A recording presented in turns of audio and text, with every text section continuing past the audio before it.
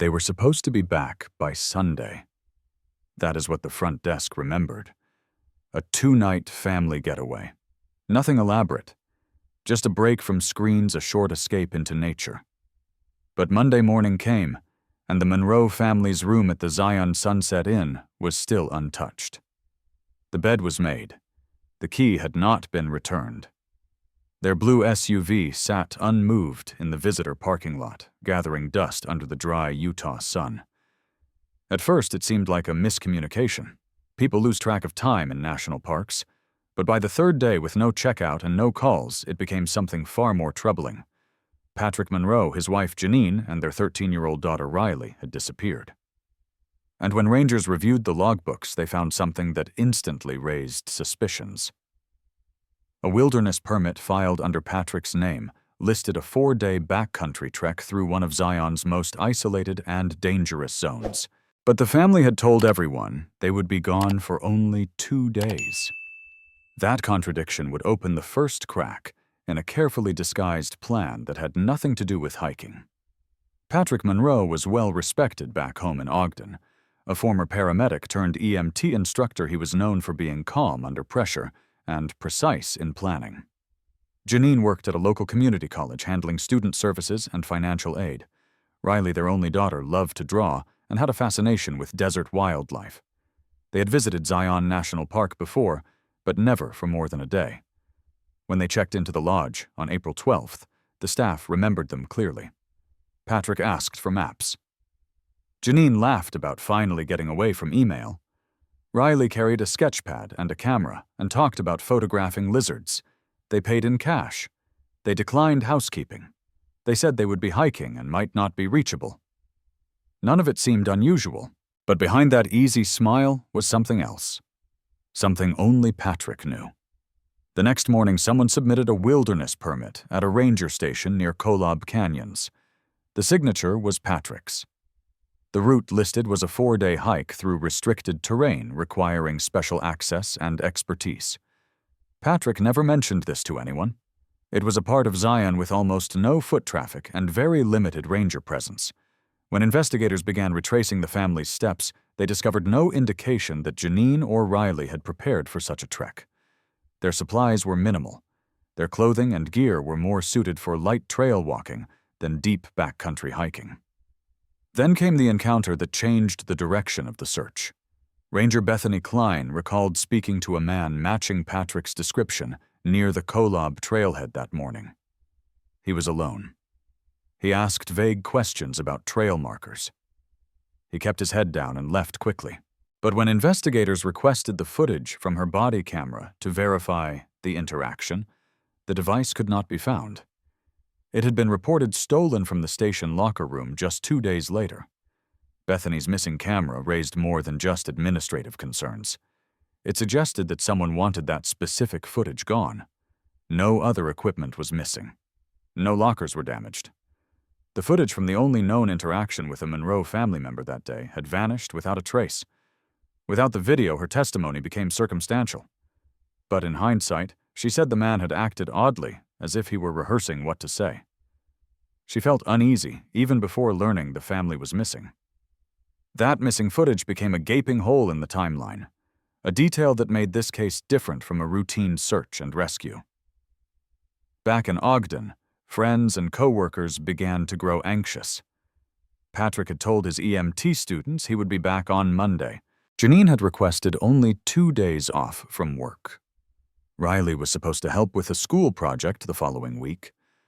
Calls to their phones went straight to voicemail. Credit card activity had stopped the day before they checked in. Surveillance footage from the lodge showed them entering their room, but never coming back out. By the time rangers began a formal search, almost 48 hours had passed. Helicopters were dispatched. Drones scanned the canyon ridges. Dogs followed scent trails that faded after a few miles. But no gear was found. No clothing. No sign of an accident. It was as if the entire family had stepped off the map. The contradictions grew harder to ignore. Patrick's permit listed a destination none of the others had mentioned. Their vehicle was parked nowhere near Kolob. They had not packed food or water for 4 days. None of them had mentioned rough terrain to anyone they spoke with. As the search widened, the question began to shift. Was this a family that had gotten lost? Or was something much darker, unfolding beneath the surface? Patrick had the skills to vanish if he wanted to. He knew how to treat injuries, how to move through rough terrain, how to avoid detection. But the question investigators kept asking was not whether he could do it. It was why he would, and why his wife and daughter never said a word. The first break in the case came from someone hundreds of miles away. Riley's best friend Ava had been told to expect a text sometime during the trip, just something quick to prove they were safe. Riley was the kind of girl who loved routines and never liked to leave people hanging, so it was no surprise when Ava's phone pinged late in the evening on April 13th. The message was short but cheerful. It read that they had made it to the ledge and that the sunset was unreal.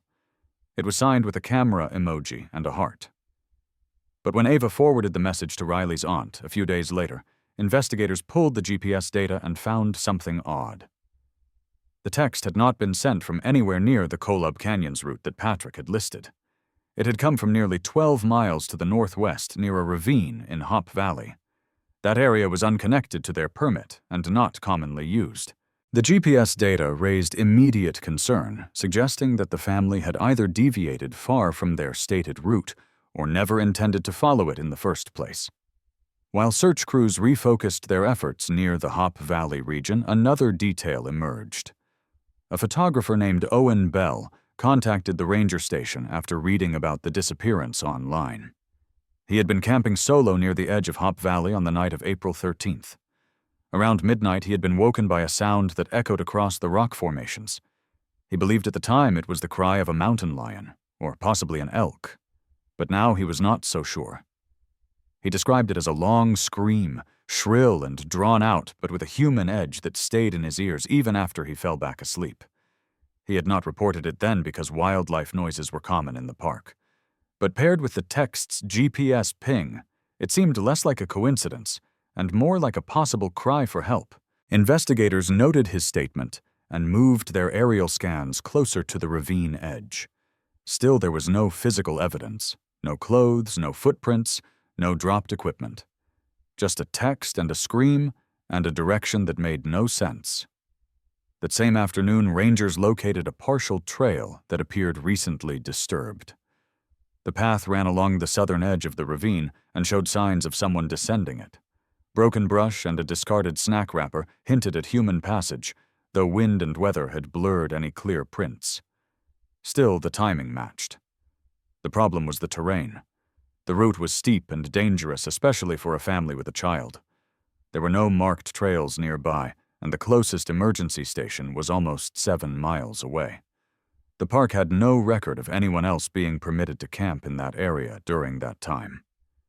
The presence of the Monroes in Hop Valley, whether accidental or deliberate, raised new concerns. Were they lost and trying to find a way out?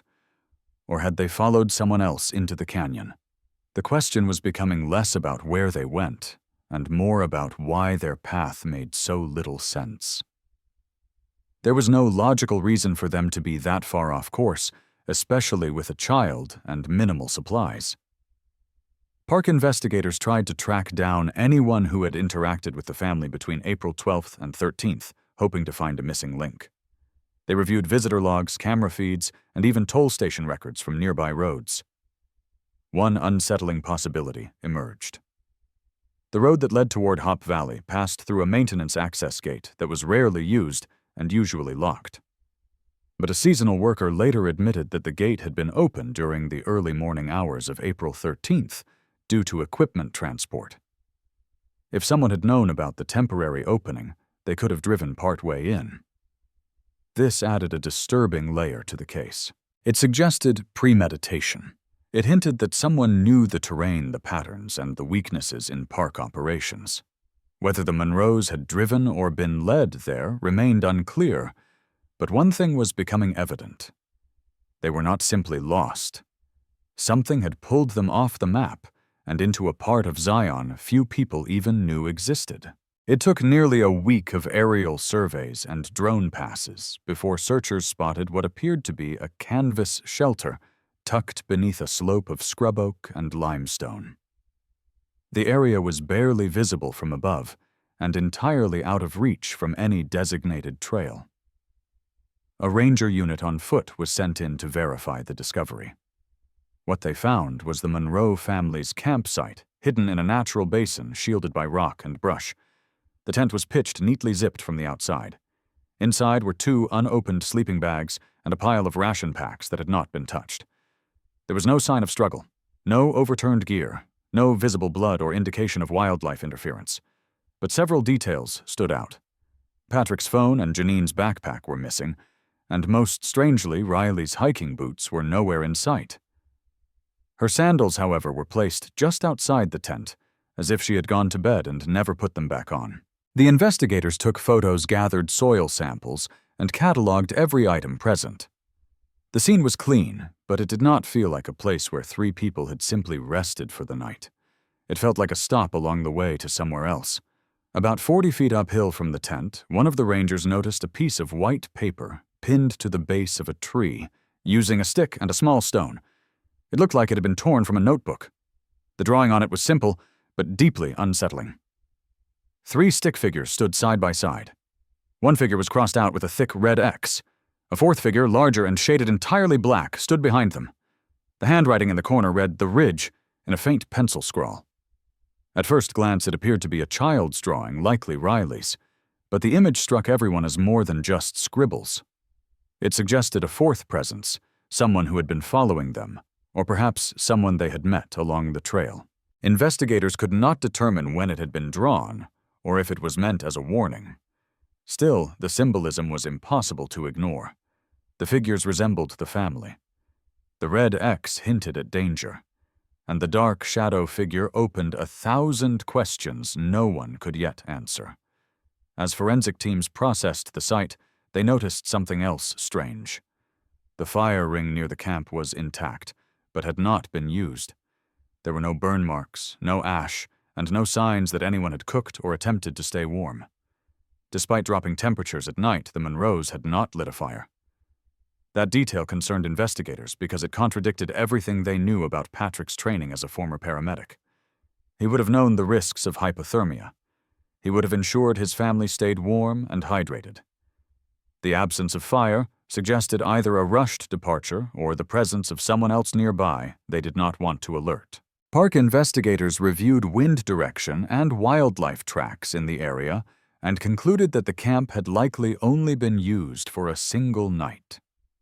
The silence of the site and its hidden position made it feel less like a campground and more like a place to hide. They continued to expand their search radius from the camp, hoping to find any indication of where the family had gone next. A second drone team was deployed to scan the adjacent ridges and narrow pathways along the slope. The geological makeup of the area included natural drainage routes and shallow caves, many of which had not been surveyed in years. A faint trail of disturbed grass led from the back of the camp to a narrow cut in the stone.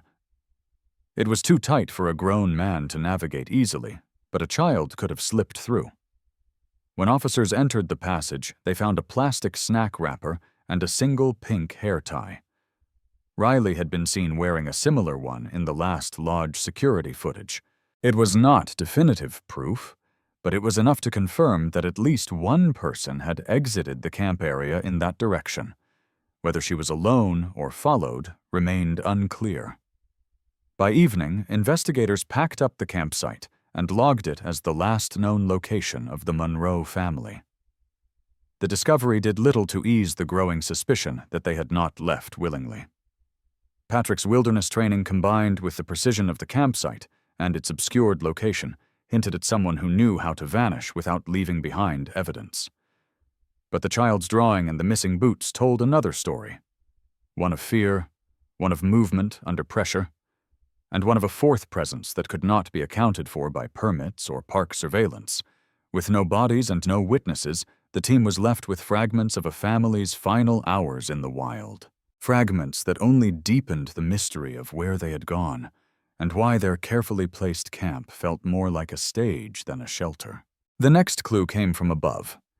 With the campsite processed and cataloged, drone teams began flying daily missions over the surrounding ridges and ravines. The search radius expanded outward in careful increments, focusing on dry riverbeds, narrow ledges, and cave entrances too treacherous to access on foot. It was during one of these passes that a technician noticed something unusual near a rock outcrop along a narrow cliff edge, roughly 1 mile northeast of the Monroe camp. Zooming in, the footage showed a pattern in the dust that appeared to be a single set of footprints. The prints were isolated, beginning clearly, then vanishing without any signs of turning back. There were no dragging marks, no tumbling evidence, and no signs of collapse. It was as if the person who made them had taken several steps and then disappeared into thin air. The oddest detail came from the tread pattern. Alongside the hiking boot impressions was a second footprint that did not match any brand sold in local stores. The shape was consistent with a military-style sandal, something uncommon and not easily sourced in the United States. Investigators reviewed the print dimensions and depth, trying to estimate weight and stride. The spacing suggested an adult man and a smaller individual walking together. What troubled them was the abrupt ending. At the edge of the cliff, no scuffing or slip marks were found. There was no disturbed gravel below the ledge that might indicate a fall. Officers rappelled down the cliff face and searched the base thoroughly, but no bodies or dropped items were discovered. The precision and suddenness of the footprints vanishing left many on the search team uneasy. The lack of debris and lack of drag made it seem intentional. As if the individuals had reached that point, paused, and then exited the area by some means not immediately visible. Several theories were proposed, including the possibility of a hidden cave entrance or a jump across to a side ledge that was not captured on the drone's camera angle. But the theory that lingered most strongly in the room was simpler. Someone had taken them away. The search effort continued in silence until a phone call shifted the investigation again. A retired Navajo guide named Wilson Redtree had been following the news updates. He had worked in Zion for over 30 years, guiding tours and occasionally assisting park rescue teams. During a trip to visit family near the Utah border, he called in to report something he had not realized might be connected. On the morning of April 14th, a day after the Monroes went missing, he had been driving a service road near Kolob's western ridges when he spotted a strange scene. A man in camo gear was carrying what appeared to be a child across a ridge roughly 500 yards away. The man was alone. The child's arms hung limp, and the way the man moved was cautious, almost strained. Wilson had paused and observed them for a few seconds through binoculars, but had assumed it was a hunter carrying out an injured animal. The sight seemed odd, but he dismissed it at the time because the area was far from any trail and he had other duties that morning. But after seeing Riley's picture on the news, he could no longer ignore the possibility. Redtree's statement gave investigators a new direction. The route he had driven passed near a back entrance to Zion that was rarely used, accessible only by a chain-locked gate controlled by park maintenance. A review of maintenance logs revealed that the gate had been left unsecured that week due to delivery delays for trail restoration materials. That oversight, small as it was, opened the possibility that someone had used it to access restricted areas of the park with a vehicle. That theory was supported by faint tire impressions found in a dry patch near Hop Valley's northern trailhead. The tracks were shallow and partial, but indicated a heavy vehicle had been there within the last few days. With the terrain being rocky and weather dry, the tire prints had not degraded quickly. Investigators cast molds and attempted to match the pattern to known vehicles, but found no matches among authorized staff or campers. The idea that a vehicle had been used to extract the family from the area gained momentum. This revelation deepened the urgency of the search. If someone had transported Riley and possibly the rest of the family by vehicle, they were no longer confined to the park boundaries. The vehicle could have exited onto a network of Forest Service roads stretching for miles across the state. The camouflage clothing described by Redtree suggested someone with tactical knowledge, possibly military or paramilitary background. The foreign tread pattern found in the cliffside prints was now tied to the same individual, and if this person had entered the park using insider knowledge of maintenance access, They had planned this carefully. Investigators drafted a profile based on limited clues. The suspect was likely male, strong enough to carry a child familiar with the terrain and willing to remain off-grid. More troubling was the possibility that the Monroes had known him or had been coerced into trusting him. That scenario would explain the neat camp, the lack of forced entry, and the absence of panic signs. It also painted a darker picture of the hours leading up to their disappearance. 6 weeks after the Monroe family vanished, the investigation began to widen beyond Zion's borders. With limited new evidence from the park itself, authorities turned their attention to the lives the family had left behind. Patrick's reputation as a disciplined EMT instructor gave the impression of order and preparedness. But when investigators were granted access to his personal locker at the academy, where he taught, they uncovered something unexpected. Tucked behind a shelf of training manuals and extra uniforms was a folded map of Zion National Park. It was not an ordinary park map. This one had red ink markings, circled coordinates, and notes in the margins describing landmarks that were not on official trail guides. Many of the markings traced a route through northern sections of the park, including the restricted areas near Kolob, where their backcountry permit had been filed. The notes were methodical, referencing terrain features, shelter locations, and timing estimates. It was not a map for casual hiking. It read more like a tactical plan, and it made investigators question whether Patrick's wilderness experience had been intended for recreation or something far more calculated. The discovery immediately shifted focus back to his role in the disappearance. Alongside the map, the search team recovered a receipt dated 3 days before the family left for Zion. It was from a local credit union. Patrick had withdrawn $3,200 in cash. The transaction stood out because Patrick rarely used cash for large expenses, and no similar withdrawal had occurred in the past year. Bank records showed that the cash had not been redeposited, and no large purchases were made before the trip. The money was simply gone. Investigators began to wonder if it had been used to pay someone off, perhaps as part of a plan that had spiraled out of control. That possibility began to take shape when they revisited surveillance footage from a gas station near the entrance to the park. Although the camera angle was poor, a man resembling Patrick could be seen standing near the back of a pickup truck, speaking with another man whose face was turned away from the camera. The timestamp placed the interaction less than 40 minutes before their last known location inside the park. The footage was not definitive, but it fueled the idea that Patrick had coordinated with someone else. Investigators began reviewing Patrick's call history and internet searches. What they found deepened their suspicions.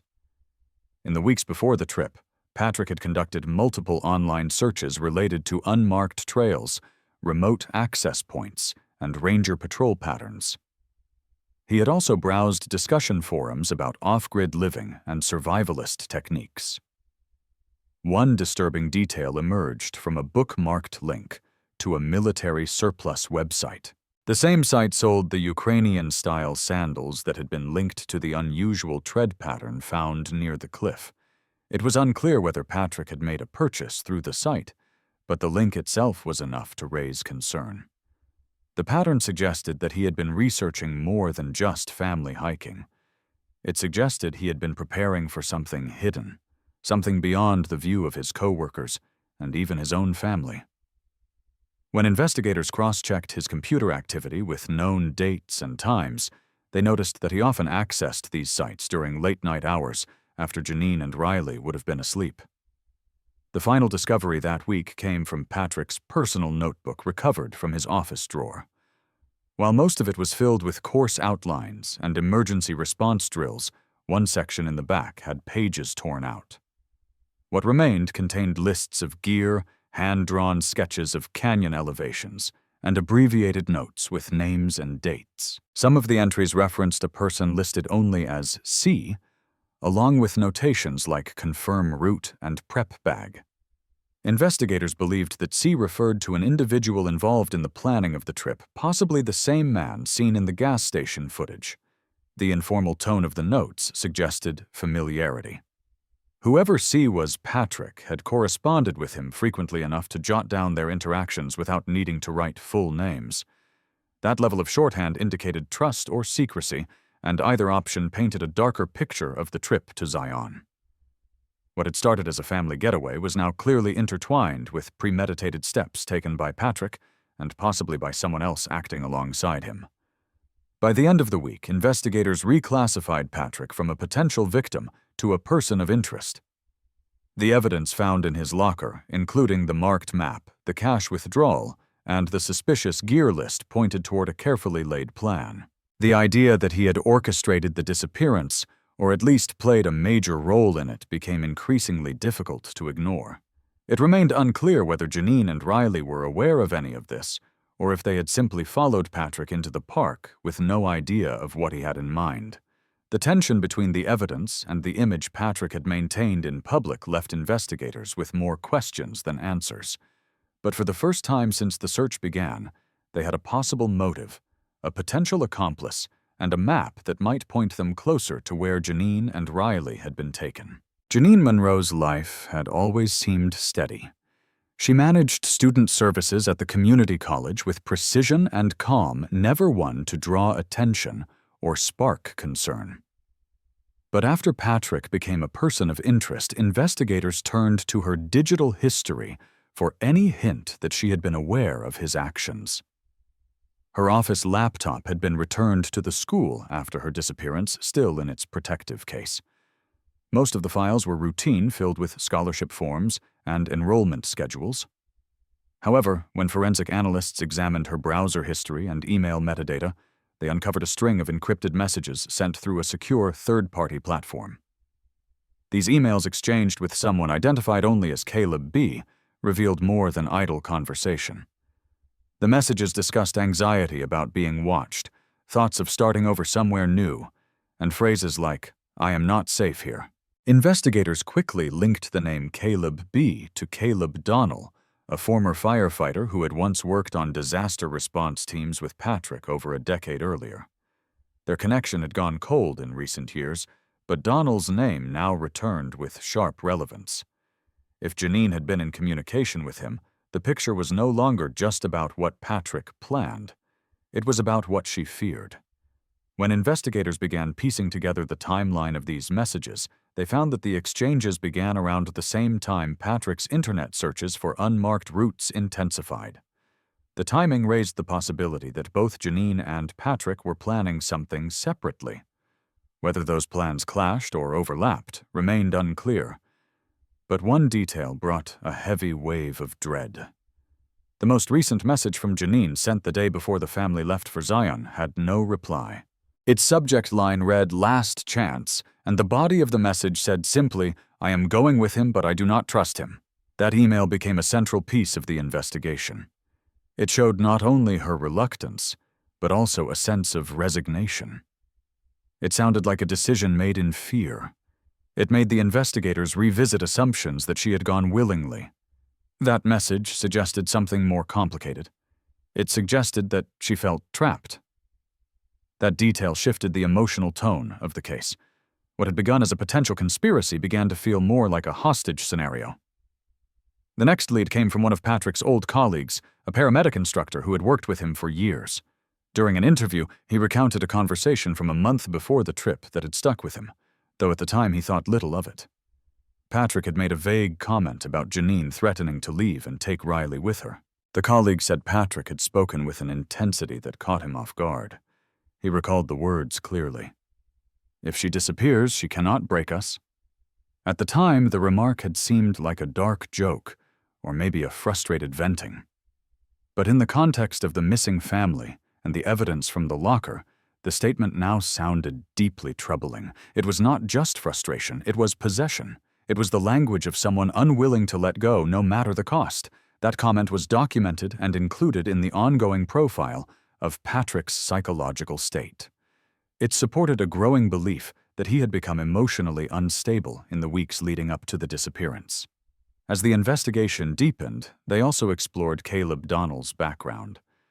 Donnell had left his firefighting career years earlier and had lived off and on in Arizona and Utah, working odd jobs and staying off social media. He had no serious criminal record but had once been questioned in a domestic disturbance involving a former girlfriend. He was never charged, but the report described him as controlling and volatile when confronted. That history combined with Janine's messages made him a person of interest. Investigators issued a quiet warrant to trace his recent financial activity. What they discovered was subtle but revealing. 3 days before the Monroe family left for Zion, Donald had received a cash deposit of $2,500 into a checking account that had seen little activity in the prior year. The deposit had been made at a bank located near Ogden. The possibility that Patrick had paid Donald for his involvement now became a central theory.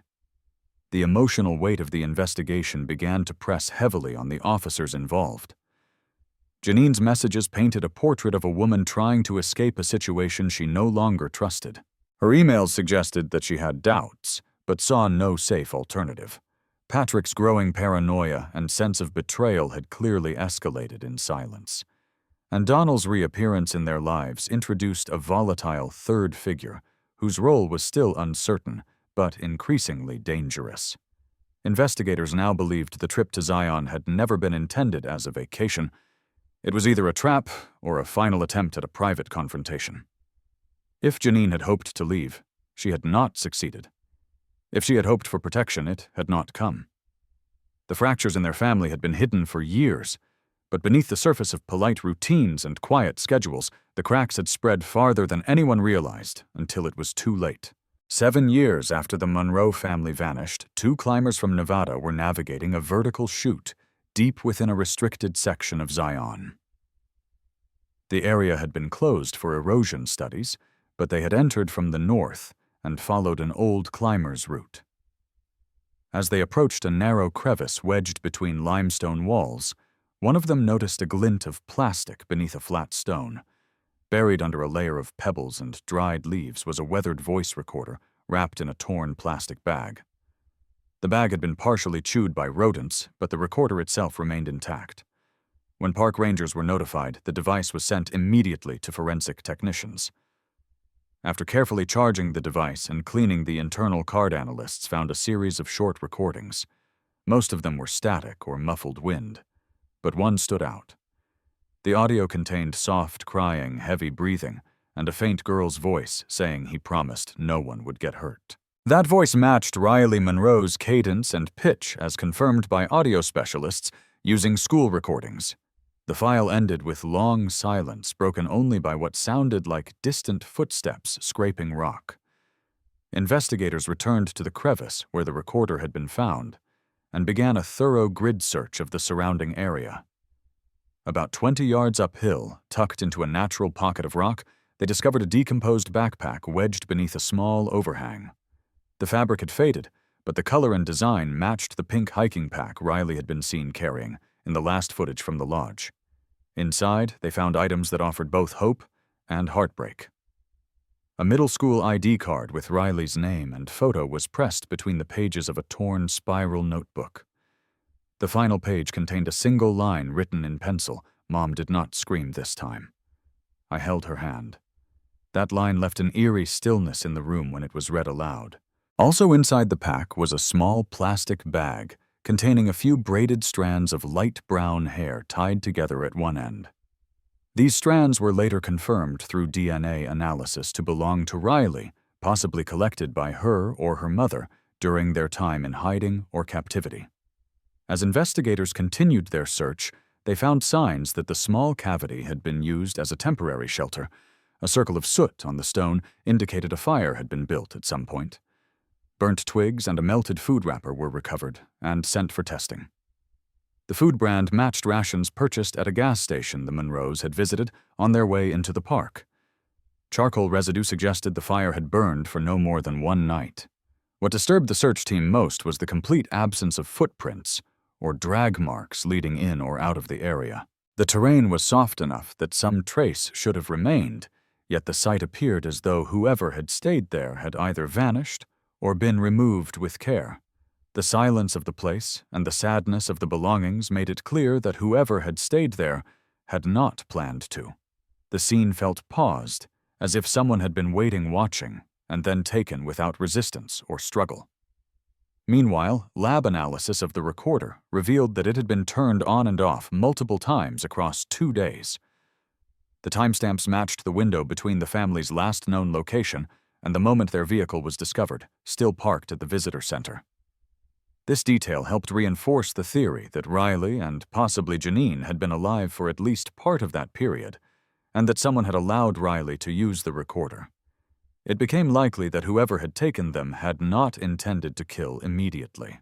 The presence of the notebook and the tenderness of Riley's message to her mother gave weight to the belief that she had been trying to stay hopeful. The fact that she had documented her experience even briefly suggested awareness that no one might ever find them. Her note was not just a record, it was a memory she wanted preserved.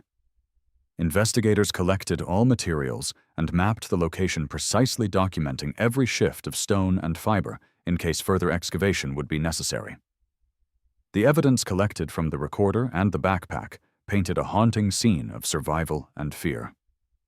Riley had been alive long enough to speak into the recorder, long enough to comfort her mother, and long enough to write what would become the last known record of her thoughts. The absence of Janine's belongings suggested she may have been removed from the site earlier. Whether Riley had been left alone or with someone watching her was unclear, but the emotional tone of the recording made it evident that she had been aware of danger. There were no direct mentions of names, no descriptions of her surroundings, only small, trembling words that echoed in the minds of everyone who heard them. The recorder in the rocks became the most personal and haunting clue yet, offering not just data, but the raw voice of a child holding on to hope inside a canyon that had held silence for too long. As the investigation gained momentum from the heartbreaking discovery of Riley's recorder and backpack, the team revisited old surveillance footage for anything that might have been overlooked. One feed came from a rural gas station located 50 miles west of Zion, dated the morning after the Monroes were last seen. The footage was grainy but stable. At exactly 6:22 in the morning, a man stepped out of a dark-colored SUV with a gas can in hand. He wore tactical gear, including a long-sleeve camouflage shirt and dark utility pants. Most notably, his right wrist had something tied around it that caught the attention of the reviewing officer. It was pink, frayed at the edges, and thin like a scarf or ribbon. The object matched the description of the pink bandana Riley had been wearing in the photo taken the day the family left for Zion. The man filled his canister, paid in cash, and left within 3 minutes. The SUV had no plates visible from the camera angle. Investigators enhanced the footage, focusing on his posture build and the movements of his left hand, which showed a slight tremor. They believed this was the same man seen in the earlier drone footage near the cliff. The footage prompted a deeper forensic search in the chute area where the recorder had been found. Geological specialists had reported unusual damage to the sandstone walls that initially seemed like natural erosion. Upon closer inspection, metal fragments were found embedded in the rock face, scattered along a narrow stretch about 4 feet above the surface. The fragments included the corroded end of what appeared to be a hunting knife blade, snapped clean at the base, and part of a circular tag from a medical alert bracelet. Forensic teams confirmed the bracelet had belonged to Janine Monroe. She had been diagnosed with a mild heart condition 5 years earlier and wore the tag for emergency identification. The presence of both fragments in the same vicinity strongly suggested a violent struggle had occurred at the site. The fracture pattern on the metal pieces matched forceful impact against stone, as though someone had been pushed or held against the wall. The broken knife also suggested a close-range altercation, one that might have involved an attempt to restrain or defend. The materials were carefully extracted and sent to a lab for further testing. Initial results showed the knife handle had traces of synthetic fibers, likely from a paracord or utility strap. A few drops of dried material on the blade fragment tested positive for human blood, though degradation limited the ability to extract full DNA profiles. Still, what could be confirmed suggested the blood came from a female. This finding aligned with the theory that Janine had been harmed at this location. Investigators revisited the terrain and noted that the narrowness of the chute would have made escape nearly impossible for someone being pursued or restrained. The spatial constraints made the setting feel even more claustrophobic, like a funnel designed to trap rather than shelter. The mental image painted by the evidence was not of a camp or refuge, but of a final confrontation. Janine's medical bracelet and the snapped knife confirmed she had been present and that violence had occurred. The site now stood as a grim marker of that unseen moment frozen in time between stone and silence. Beyond the physical evidence, psychological profilers on the team began constructing a clearer image of the man in tactical gear. His decision to wear camouflage in an already concealed environment suggested both experience and intent. He had chosen his clothing for utility and obscurity. The use of cash at the gas station showed planning and awareness of how to avoid being traced. His decision to keep Riley's bandana could have been symbolic, possibly a trophy or a token of guilt. The tremor in his hand hinted at stress or withdrawal, indicating that maintaining control may have been wearing on him. The SUV's lack of visible plates also confirmed that he had removed identifying markers, further reinforcing the theory that he was operating deliberately. His role was no longer viewed as a spontaneous participant. He was calculated, methodical, and unafraid to move in and out of populated areas when necessary. These characteristics raised the question of how many times he had done this before. While no similar cases had been linked so far, the team began reviewing other disappearances across the Southwest that bore any resemblance to the Monroe case. The combined weight of the gas station footage and the metal fragments shifted the tone of the investigation once again. Where earlier stages had held faint hope of accident or misdirection, the evidence now painted a scene of control and fear. Janine had likely fought back. Riley had likely watched. The man who carried out this operation had left only what he wanted them to find. The recorder was not buried deeply. The backpack had been tucked in plain sight. The damage to the stone was hidden only by time. All of it seemed choreographed, not to show remorse, but to delay discovery. As investigators gathered the last of the evidence from the chute, they felt the heaviness of time pressing on their work. The landscape had preserved only pieces of the truth, but those pieces now told a story clearer than any theory they had carried before. It was no longer a question of whether Janine and Riley had been harmed. It was a matter of who had done it and how long he had planned it. Nearly a year after the discovery of the recorder and the fragments in the chute, a break came from an unexpected place. A DMV clerk in Idaho flagged a suspicious registration application for a used sedan. The applicant listed an address that matched an abandoned property on the edge of a small town outside Boise. The vehicle was being registered under the name Janine Monroe. Local law enforcement was contacted, and surveillance was placed on the address. Within 48 hours, officers identified a man coming and going from the property. The man used cash at a nearby gas station and did not appear to have steady employment.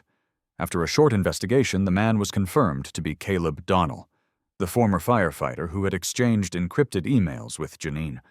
A quiet arrest was made during a routine traffic stop. Caleb did not resist.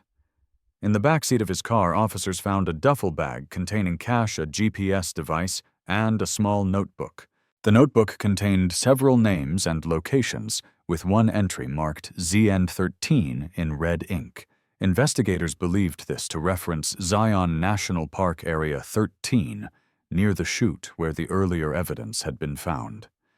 Caleb was held for questioning in a federal facility in Utah. For the first 24 hours, he said nothing. His demeanor was quiet, flat, and unshaken.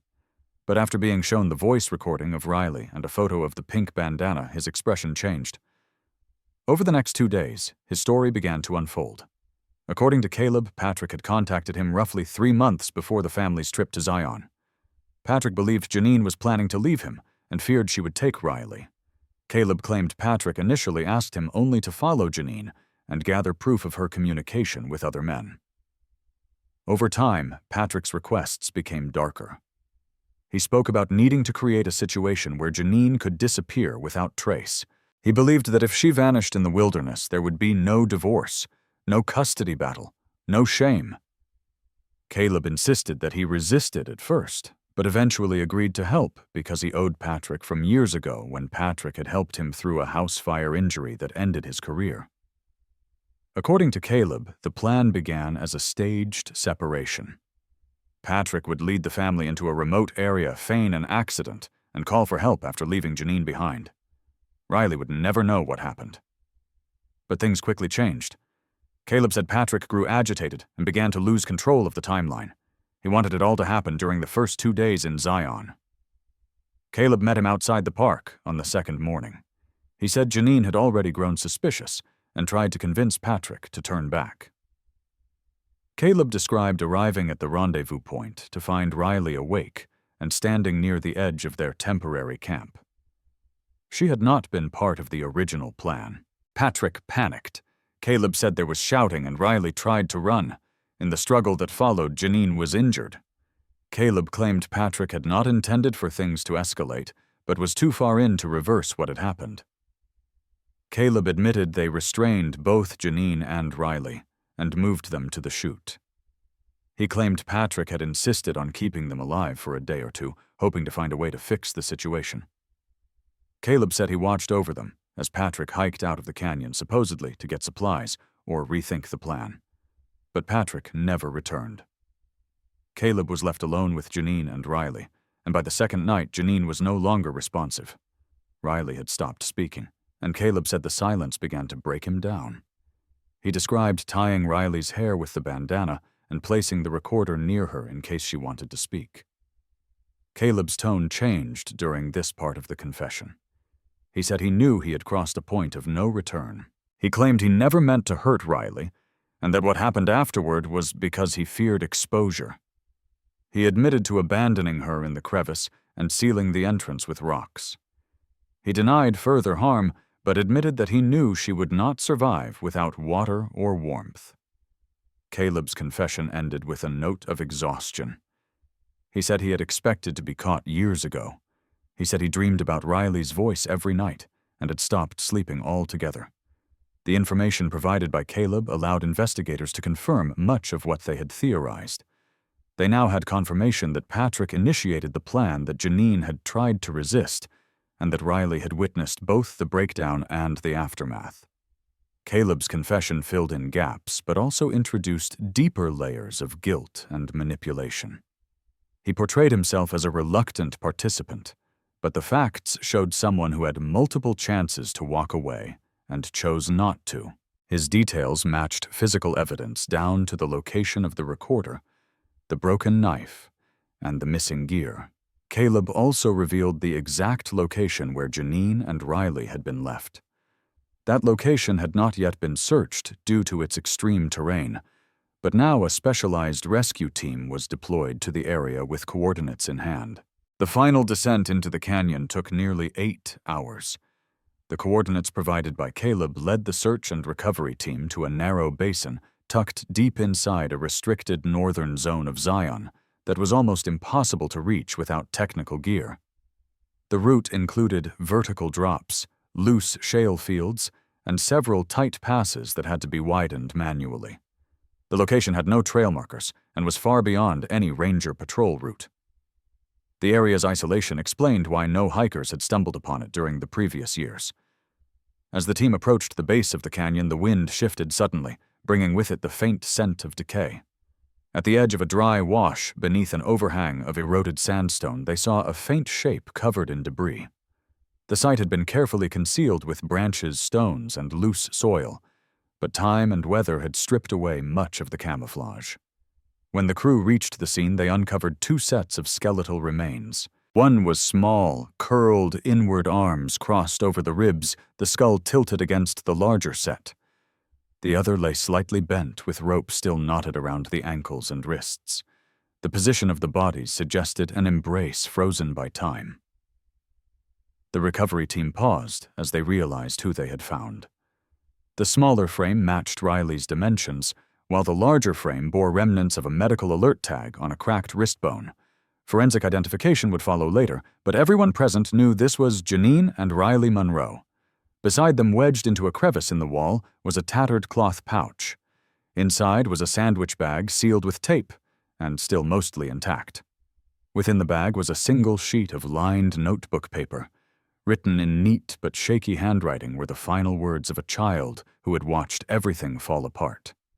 The note read, "If he ever comes back, tell him I forgave him anyway." That single sentence was enough to silence the canyon. Everyone who read it felt the weight of it pressing into their chest.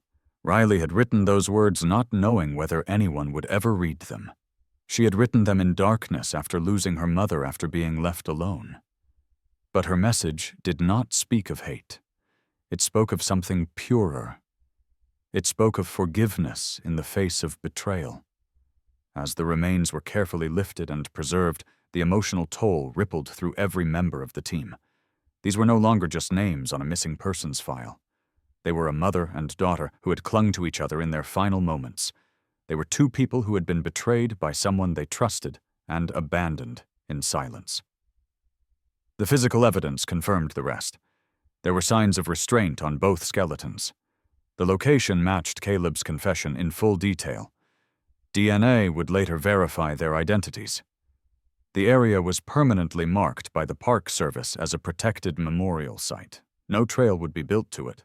No visitor would casually wander into it. It would be preserved exactly as it was found, a reminder of what had been lost and what had been learned.